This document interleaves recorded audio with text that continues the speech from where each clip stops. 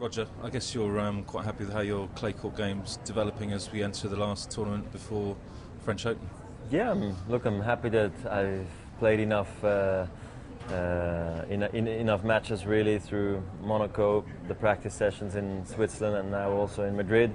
So I don't feel like here in Rome I necessarily need to win 4 matches to actually feel somewhat right for the French Open. So I can really just focus on playing well here in Rome, and then take the next step and prepare well for Paris. So I'm really happy with my game at the moment. I think I played a good Madrid after a tough first round with Lopez, but I was able to bounce back and play a good tournament, and I feel really good now physically again.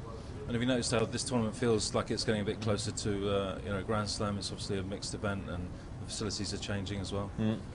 Yes, honestly, I've just arrived at the site. Many things have changed again. This is obviously a new stadium since last year, and then again, new press room, new players' restaurant. So I haven't really had too much time to look around, but I heard it's very busy because it's a combined event with the men and women. We have about over 100, probably 150 players, plus coaches, plus friends, plus so and so on, and it makes it a very busy tournament. So I probably won't hang around that much at the site, but go more into the city and go and look at all the nice things that Rome has to offer.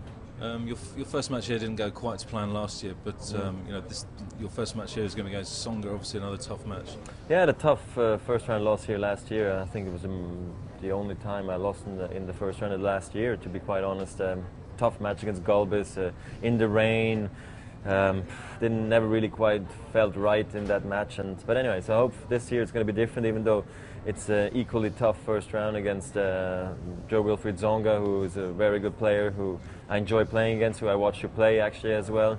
And I hope it's going to go well for me. He has got the slight advantage. He's already played a match late last night, and he's got a day to rest and then get really ready for my match. And I got to practice this afternoon, get ready, and then hopefully play a good match against him.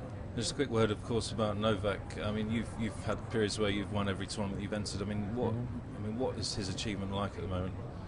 Well, I think he's doing all the right things. He's winning all the close matches, and that's kind of what happens when you're on a roll, when you're feeling confident. Is that all those times when it's 3-all in the third set. Normally, maybe you're just not sure about your game plan and what you've been doing so far in the match. You don't even question yourself when things are going well. I think that's how he looked like and has been playing sort of the last few months now, especially since Australia. And look, that he's been able to keep it up and beat me 3 times in a row, beat Rafa now 3 times in a row is an amazing achievement. And I hope for him it goes on, but usually it doesn't. Eventually it's going to break. I hope for him, not right away, but for us, hopefully yes. And that's what we're all trying to work on, is that we can try to get him back here, and then if not here, at least in Paris or then Wimbledon.